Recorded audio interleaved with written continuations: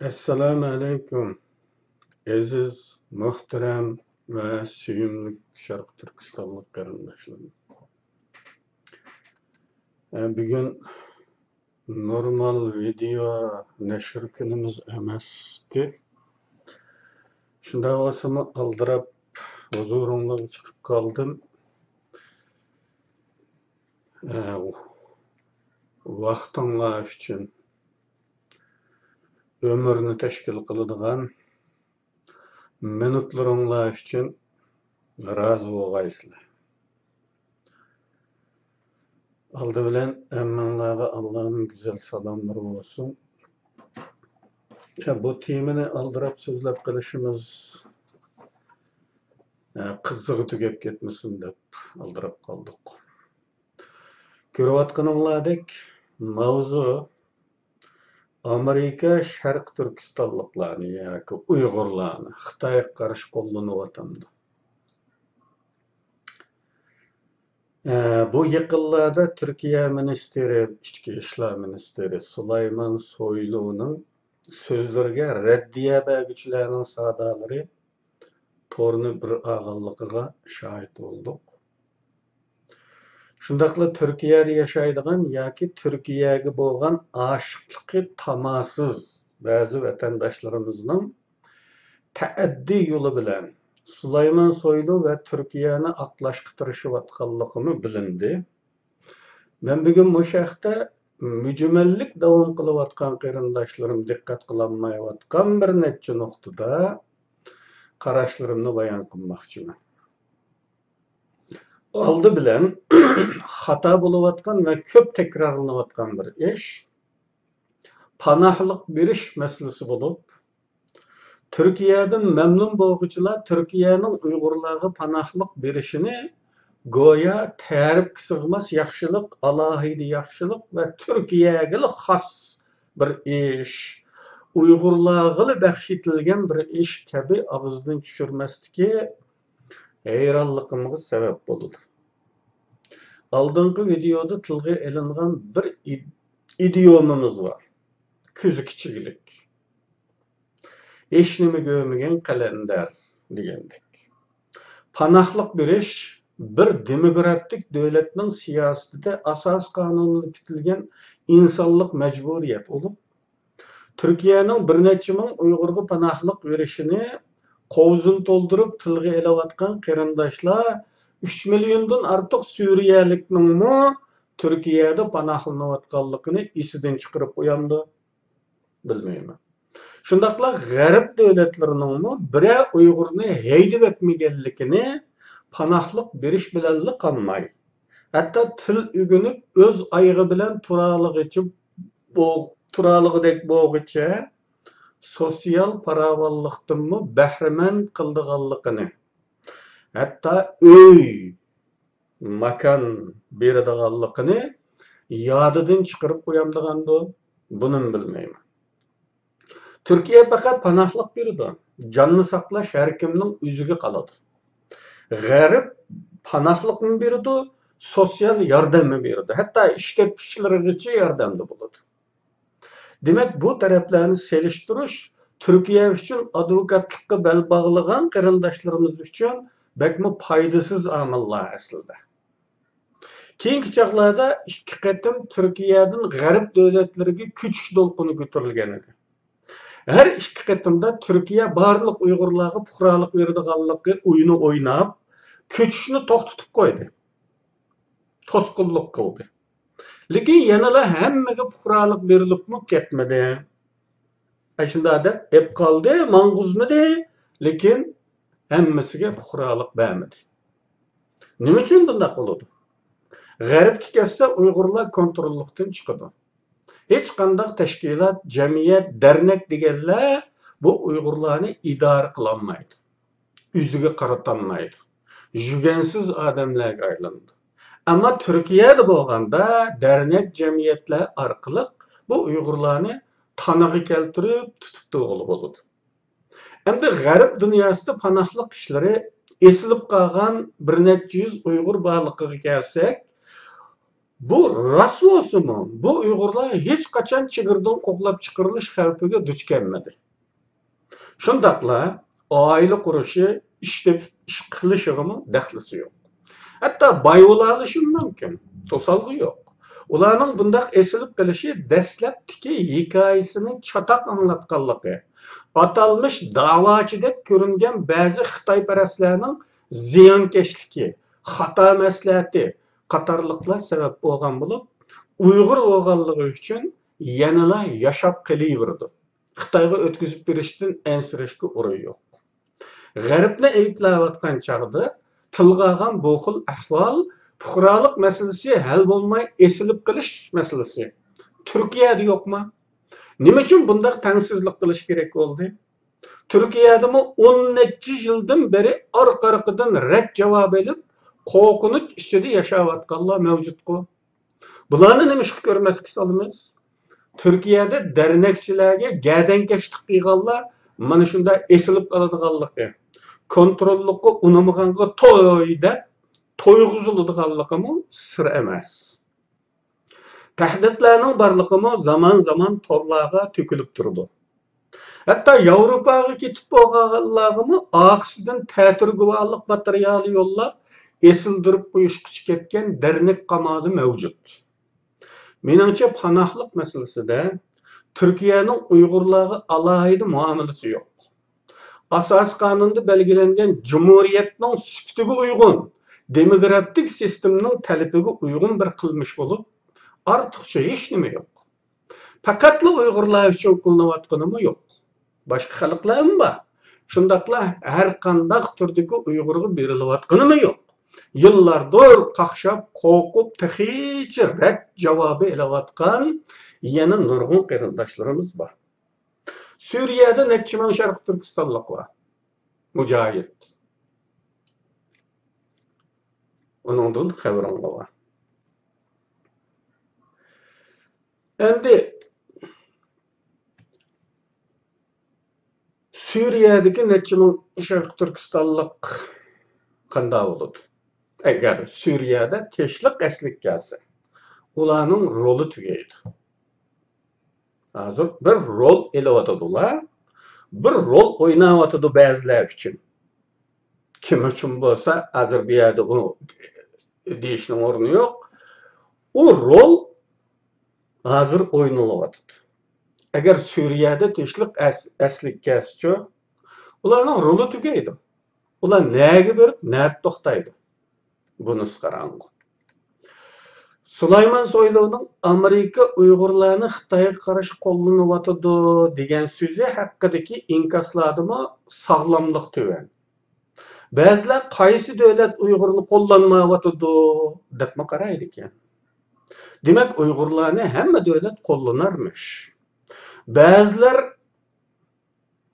Dünya Uygur Qurultayıga demokratiyani himoya qilish jamiyati tarafidan berilayotgan pulni Amerikaning Uyg'urni qo'llanayotganligiga dalil qilganligimi ma'lum. Bularning hammasida kasallik alomatlari mavjud. Sog'lom fikrlar emas. Bir davlatning dushman davlat yoki raqobatdagi davlatning muhojirlarini, o'qituvchilarini qo'llanishi qanday bo'ladi? Qo'llanish degan zodi qanday ma'nolarga ega? Bularni uşaqlabroq tushunganimiz yaxshi. Abadida döndür tushensek, top naqida tushensek, nurg'un yuchuqlar ko'zdan kechishi mumkin. Oldi bilan qarshi qo'llanish degan bu atalg'ini tushunishdan boshlaylik. Bu siyosiy strategiya, siyosiy taktikada davlatlar ara, partiyalar ara doimli bo'lib turadigan raqobatda foydalangani bo'ladigan lekin elementlardan foydalanish siyosiy literaturada mavjud bir ish. O'qituvchilik, raqobat mavzu bahis bo'lganda har qachon raqibingizga qarshi turishda foydalangani bo'ladigan kozurlardan foydalanishga to'g'ri keladi. Qarshi qo'llanish qanday amalga oshirildi? Qarshi qo'llanmoqchi bo'lgan o'qitish kuchlardan bir guruh tanlab olinadi. Bir guruh o'zining ishiga yaraydig'ini tanlab olinadi. Anda ularning ichidan qobiliyatli odamlar tanlanib, ularni kasblar bo'yicha tarbiyalaydi. qarshi qo'llanishni qaror qilgan davlat ularga siyosiy va harbiy mushovirlarni belgilaydi, maslahatchilarni. Ularning tartibsiz chechilangu ishlarini redga soladi. Plan, programmalik ish tartibi o'rnatildi. Ba'zi matbuotlarga, shu davlatdagi ba'zi matbuotlarga bishorat berish yoki buyruq qilish yo'li bilan ularning tashviqotlarini, o'qituvchilarning, qarshi qo'llanayotganlarning tashviqotlari uchun sahna hazırlab berdi. Hatta vaziyat taqozo qilsa, ularning yoshlarini to'plab, ma'lum maxfiy harbiy gazarmalarda harbiy ta'lim tarbiya berishi rasmiy bir milliy armiya uchun g'ul selishqich ketishi mumkin. Andın hatta ularni parashyut orqali dushman davlat ziminiga tashlashi mumkin. Yoki chigirdash biror davlat orqali kirgizishi mumkin. Bular orqali buzg'unchilik harakatlari, suiqasd qatorliq harakatlarni uyushtirishi mumkin. Yaqin zaman Uyg'ur siyosiy tarixida faqat Ruslarla Sovet ittifoqilar Sharq Turkistonliklarni Xitoyga qarshi qo'llanadigan amaliy harakatlarni qilgan bo'lib, bulardan biri 1926-1928 yillar atrofida Sharq Turkistonlik madikarlar uşaq savdogarlarni to'plab harbiy ta'lim tarbiya olib borgan edi. Afsuski, İsa Yusufning chiqib qo'yishi bilan Xitoy hukumati Ruslarga norozilik notis topshirdi. Shuning bilan bu ish to'xtadi.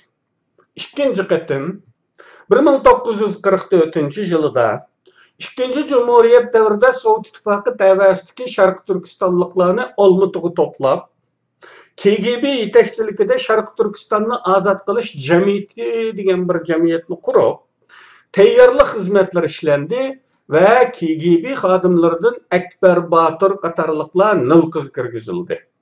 Bu ish toki milliy armiya qurishga berib ketdi. Qarshi qo'llanish mana shunda bo'ldi.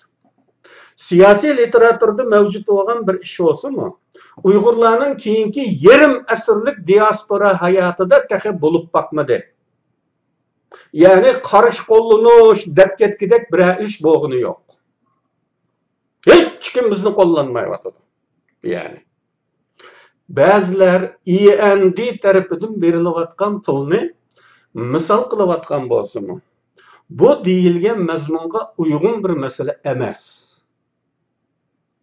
Bu berilayotgan pul Xitoyni demokratiyalashtirish projesi uchun berilayotgan pul bo'lib, Xitoy territoriyasi ichida bo'lishni tan olish hisobiga Şinjan'ı demokratiyalashtirish sifatida top ko'tarilgan bir qurilishning bir parchasi kichik o'ddigarga o'ddiga berilgan bir ishdir. O holda buni Uyg'urlarni Xitoyga qarshi qo'llanish deyish xato. Demokratik Xitoylarni kommunist Xitoylarga qarshi qo'llanish deyish texnik to'g'risidir. Ya'ni shuni kaskinlik bilan deya olamizki, hech kim Uyg'urlarni Xitoyga qarshi qo'llanmayapti.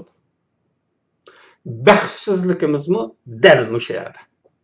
Agar biror davlat bizni qo'llangan bo'lsa-edi, biri plajratdan bo'ladi. Ikkinchidan maslahatchilarni bergan bo'ladi. Uchinchidan matbuotlarga biz uchun sahfa ajratish haqida ta'limot bergan bo'ladi. To'rtinchidan bizdan bir turkum yoshlarni tarbiyalab bergan bo'ladi. Qisqasi, bizning siyosiy da'vo deyilayotgan harakatlarimiz bugünkidek sapasiz, chechilangu, bichara, sifatsiz bo'lmagan bo'ladi. Jallanatdi, red kuchatdi. Chechilanguluk, ittifoqsizlikmi zo'r darajada tugab markazlashadi. Süleyman Soylu efendi bir davlat odam bo'lish sifatida da'vomizdagi sapaga qarabla hech kimning bizni qo'llanmayotganligini bilalaydigan yerda bo'lsa-mu. Türkiye Xitoy do'stligining taqozzosidirlar. Xitoylar bilan o'xshash talaffuz qo'llanib, Xitoylarning yillar to'xtamay takrorlaydigan chet el kuchlari quturtib o'tadi. degan sapsatiga uyg'unlik saqlayotganligi aniqdir. Xitoylarning bizga to'xtamay talqin qilib kelgan nima? Qarindoshlarga ma'lum. Xitoylarning deyishi bo'yicha Xitoyga qarshi turadiganlar intoyin osondagi chet el gumashtillari. Bir qism buzuq odamlar. G'arbning qudratqulligiga ergashgan shayotinlar. Ammo xalqning zo'r ko'pchiligi Xitoy kompartiyasini suyudi, sotsialistik Xitoy Cumhuriyetini suyudi. Shunga chet el kuchlari qudratmisilar Uyg'ur xalqi Xitoylardan rozi. Mushundaqqa Xitoylarning deydigini mushuga. Xitoylarning tashviqot formasi, tashviqot qilipi mushundaq emasmi? Xuddi shunday. Endi Sulaymon Appandining Amerika quturtayotganligini manba qilib ko'rsatishi bilan Xitoylarning sapsatistiga o'xshashlikka qarasaqlar, bu kishining kim uchun so'zlayotganligini bilalaymiz. Bir tarafdan bu Uyg'ur millatiga qilinayotgan bir haqoratdir. Ya'ni Uyg'urlar Amerika quturatmagan bo'lsa shukuratdi. Xitoylar ochillarini, qizlarini, onallarini xotin qiysimi chidab turaveradigan xalq edi deganga barobar keladigan bir so'zdir bu. Endi Soylu Appandining Uyg'urlarni kuch kiritib, Turkiya Xitoy munosabatlarini buzmoqchi bo'layotadi degan kelsak, bunisi texmi bema'ni sapsata. Chunki davlatlar munosabatining foyda manfaat ustiga qurilganligini nazarga oladigan bo'lsa, Xitoy Turkiya munosabati shu anda Turkiyaning tushunishi bo'yicha Turkiya Xitoydan foydalanayotgan bir munosabat. Moddiy manfaat ustiga qurilgan bir munosabatning hissiylik bilan buzilib ketmaydiganligimi hammaga ayon oddiy bir reja. Bo'libmi Uyg'urlarda kuchsiz, xalqarada birmi yo'ligi bo'lmagan, butun dunyo tarafidan unutilib ketayotgan bir xalq tufaylidan buzilib ketmaydi. Yana bir tarafdan Amerika Uyg'urni kuch kiritib, Xitoy Turkiya munosabatlarini buzib yetenmaydiganligini bilinmagidek soddimi emas. Buni davlat odami Soylu Apandi bilinmay qilib nadonligidan, do'tligidan deyapti. Yo'q. Faqat Xitoylar bilan talaffuz birlik saqlash uchun deyapti. Turkiya Uyg'urlarning terrorist ekanligi, xalqaro islom terrorizmiga chetishlik ekanligini isbotlash uchun Xitoylar o'ynagan istixborot o'yinida rol olganligini nazarga oladigan bo'lsak, Xitoyni rozi qilish uchun yana nimalarni qilishi bundan keyin ko'radiganlarimizdir. Va unisi bugungi kunlardan texmi qo'rqinchli bo'lishi aniq. Chunki biz biladigan Xitoylar Turkiyani qarzda qildi demak, oqibati bek yaxshi tushmaydigan bir ish demakdir. Buni har bir Sharq Turkistonlik faraz qila oladi. Xitoylar bu qarzlarni Leypingdan o'rganganlik ruhidan berayotmaganligi bugun O'rta Osiyo, Afrika, Sharqiy Janubiy Osiyo davlatlarida maydonga kelayotgan Xitoy krizishlaridan faraz qilishga bo'ladigan bir ahvol. Bu qarz Turkiyani nimalarni degizmaydi? Xili narsalarni degizishi muqarrar. Deyishqo abstrakt bir nima. Nimalarni qilg'izmaydi? Nimalarni qilg'izmaydi deganlarni o'ylamoq lozim. Endi siyosiy sahnaning prinsiplari nuqtasidan shuni deb qo'ygim keladi. Men boshqa qarindoshlarga o'xshash Sulaymon Soyluga qarshi g'azab nafrat bildiribmi ketmayman. Chunki u mening yeznam emas. Nima uchun mening ovozim bo'lib gap qilish kerak ekan? Buni tushunaman. Mening uningga yoki Turkiyaga o'tkazib qo'yganimmi yo'q. Şunu o bir devlet buluş sifatida, bir devlet adam buluş sifatida öz menfaati, öz milli menfaati, devlet menfaati taqazzo qilgan yo'nalishda so'z qiladi. Şunu onundan ag'rinmayman. Uning qilgani o'zi uchun to'g'ri. Siyosat degan mana mushundaq rahimsiz, do'st tonimaydi, tuqqan tonimaydi. Mening bularning hammasini deb o'ltirishimdagi sabab qarindoshlarımızning bugungacha davom qilayotgan bolalarcha soddaligi, nadonlarcha tamagorligi. Davlat sizlar o'ylagandek bo'lmaydi qarindoshlarim. Bulupmu Türkiye'de yaşaydigan kırındaşlarga ortak boğan hissi fikir kılış adıtı boyunca her kandar şekilde bolsun Türkiye'nin Şarkı Türkistan'ga ziyallık iş kılmaydıganlığı işençsidir. Balalarça işenç. Türkiye'nin de kılmaydı deyme. Ya. Türkiye'nin de kılmaydı. Mana bu formunu her daim okup durunuz. Mana bu nadallık.